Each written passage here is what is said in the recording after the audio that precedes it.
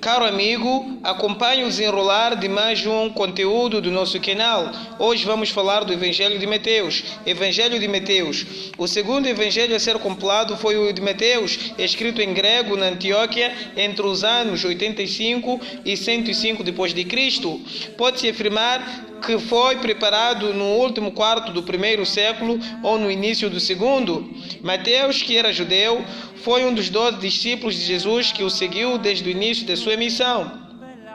Após a ascensão de Jesus, dedicou-se à propagação do cristianismo na zona da antiga Abissínia. Consta que é por lá onde veio a falecer.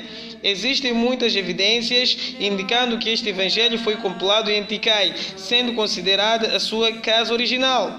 Na realidade, é difícil fazer uma ligação entre este evangelho e uma cidade específica como a mencionada, portanto seria melhor afirmar que este evangelho veio de algum lugar próximo de Anticai ou do norte da Palestina.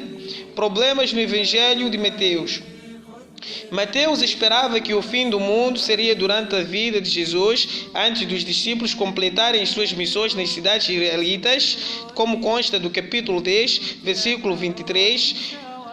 Para ele, o fim do mundo seria antes dos contemporâneos de Cristo, que receberam os seus ensinamentos e iram ao encontro do seu Criador, tal como consta no capítulo 16, versículo 28. E a geração que viveu no tempo de Jesus e na época dos seus discípulos iria morrer, tal como consta no capítulo 24, versículos 29 a 34. Assim como diz John Clayton, é óbvio que nenhuma das predições de Mateus aconteceu, nem o fim do mundo e nem a volta de Cristo, apesar de terem passado cerca de 2000 anos após a morte da geração contemporânea dele. É um fato reconhecido de que Mateus baseou a escrita do seu evangelho no Evangelho de Marcos, que foi o primeiro de todos. A questão que se coloca é: como é que Mateus, que foi discípulo de Jesus, que o acompanhou desde o início de sua missão, baseou-se no evangelho escrito por Marcos, que foi aluno de Pedro? Isto mostra que o autor do Evangelho de Mateus não foi o discípulo de Jesus conhecido com este nome, mas sim um outro escritor ou conjunto de escritores. Ponderemos sobre o seguinte versículo que consta no capítulo 9, versículo 9. Partindo dali, Jesus viu um homem chamado Mateus sentado no posto de cobrança e disse-lhe: siga-me. E ele levantou-se e seguiu.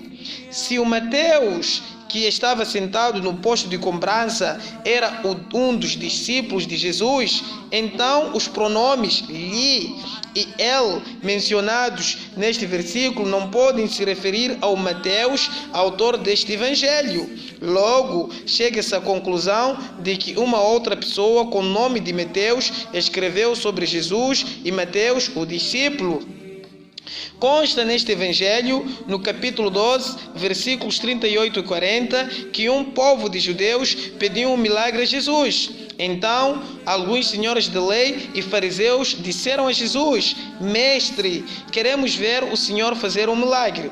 Jesus respondeu: como as pessoas de hoje são más e sem fé.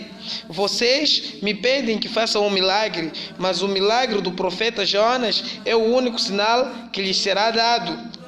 Pois tal como Jonas ficou 3 dias e 3 noites na barriga de um grande peixe, assim também o Filho do Homem ficará 3 dias e 3 noites no fundo da terra. Vide também São Mateus, capítulo 19, versículo 31, São Lucas, capítulo 23, versículos 45 a 50 e São Lucas, capítulo 24, versículos 1 a 3. Contudo, Jesus não ficou 3 dias e 3 noites, ficou apenas um dia, sábado, e 2 noites, sexta-feira e sábado.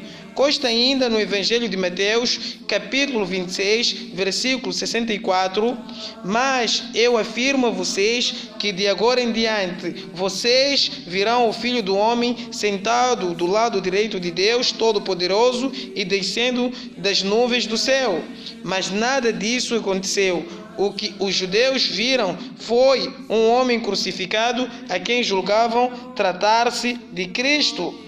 Outro problema deste evangelho está no conteúdo da sua conclusão, onde os teólogos lançam dúvidas e o consideram falso. Segundo essa conclusão, que consta do capítulo 28, versículo 19, Jesus disse aos seus discípulos: ensinai todas as nações, batizai-lhes em nome do Pai, do Filho e do Espírito Santo. Segundo Adolf Henrich, um dos maiores teólogos ao longo da história cristã, é duvidoso que a doutrina da Trindade tenha sido mencionada por Jesus.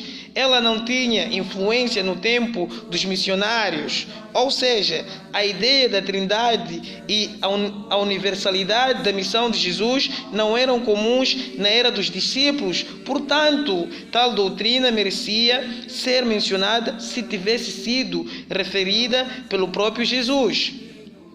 Colocamos um ponto final ao conteúdo de hoje, prometendo voltar em breve com mais novidades. Olhar clínico, amplitude de uma visão.